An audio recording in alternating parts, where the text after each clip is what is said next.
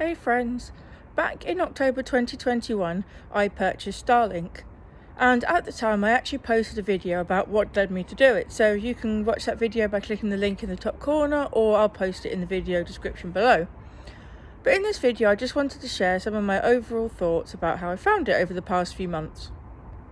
Now overall I'd say I've really enjoyed it, but there's been a couple of quirks, so let's talk about it.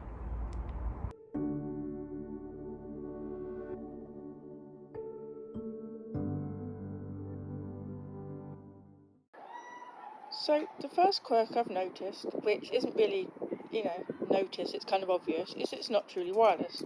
You can see this cable here, which goes all the way to the power brick in the house, and the router as well that's connected to the same power brick. So you do have to be able to get the wire into the house. So, that's okay, but you just have to be prepared to having to have a way of getting the wire easily into where you want to keep the router. I need to keep it indoors because, the power brick and everything, because the router has to be close to some things that need to be connected by cable, etc. But, it's not the end of the world, it's just something to be aware of. The second quirk I wanted to talk about is obstructions. As you will see, if we just look around a bit, where I live, there's houses on all sides. And so that does manifest itself in a few ways in terms of obstructions. The first of those is that if the dish isn't positioned into the garden a little bit and away from the house, it will pick up slight obstructions on the app, which I'll show you a screenshot here. But on the app, it'll give you little red signs on the horizon which are obstructions. So if it's not positioned quite right, you will get obstructions. Now, how obstructions manifest themselves is just usually you might see a drop in connection for a few seconds at most.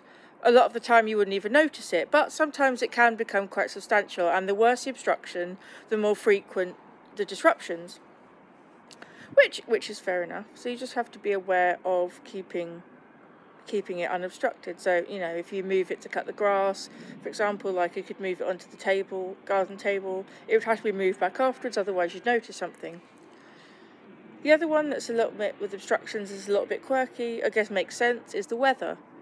Because with it being, satellites, it needs to be able to get to the satellites. Now, for most weather conditions, that's okay. But every now and then, when the weather's particularly cloudy or there's a storm, you will occasionally notice more obstructions than usual. But overall, not bad. I can deal with that. As I said, the obstructions are very rare. And then sometimes you get disruptions due to maintenance. Now, maintenance of your router or whatever is not unusual for internet. It happens even with normal broadband or fibre internet.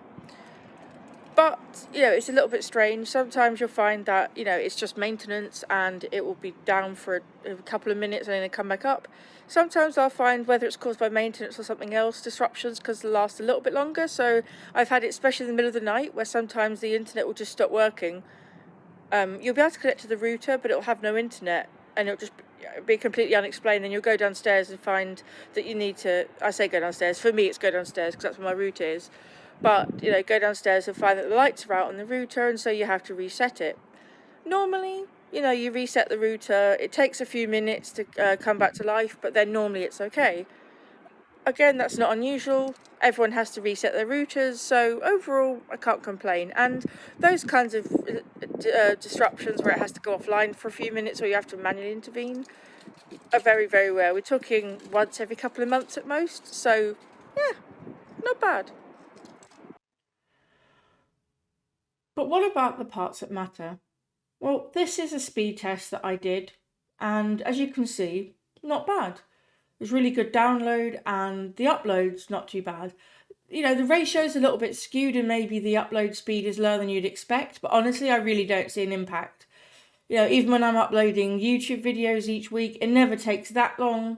I think the longest video I've had to upload has taken an hour or so at most, and that's really okay. I upload it, leave it, and go do something else. And as I mentioned, the download is amazing. In the past, I've had to, if I wanted to download AAA games that would always come in large file sizes, I would need to give it a good few days. And as part of those good few days, I'd also have to keep pausing it because I wasn't able to multitask. If I was downloading, say, an Xbox game, there was no chance I'd be able to watch YouTube as well. So I'd have to pause it just so I could watch entertainment. Well, with Starlink, that's completely different. We've gone from a few days to a few hours, and I can absolutely multitask. I can watch, 1080p or better video on YouTube, no problem, while also downloading a game. And, even now, even though it's been a few months, I still get blown away by how quickly games download. Not just games, any large files. And so I'm just really, really grateful for that. So the big question, of course, is would I recommend it? Well, for transparency, at the moment, because I work for MongoDB and our nearest offices are a long way away, I'm considered a remote worker, and the monthly fee of £89 a month is actually paid for by them. But honestly, even if it wasn't, I would actually pay for it. If you're in the position that I was in with speeds worse than rural areas because they put so much time and effort into rural area broadband, where work really isn't possible, let alone entertainment, then yes, I would absolutely recommend Starlink. And as I said, I would still pay for it myself.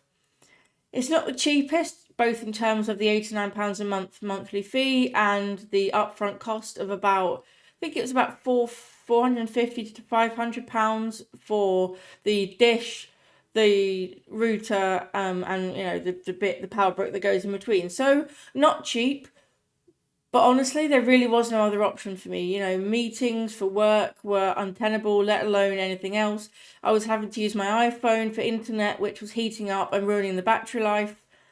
I really had no other option. So honestly, even though it's not cheap, I have absolutely no regrets. So there we have it, friends. That is my brief review of Starlink.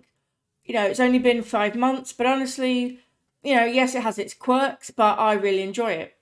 So let me know down below in the comments if you've bought Starlink yourself, if you've considered getting Starlink, if you have but didn't, why didn't you?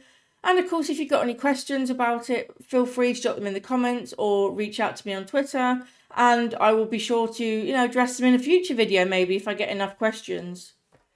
So for now, I'm going to go off to my internet that's out of this world, and this is why I don't regret throwing money at Elon Musk. Bye.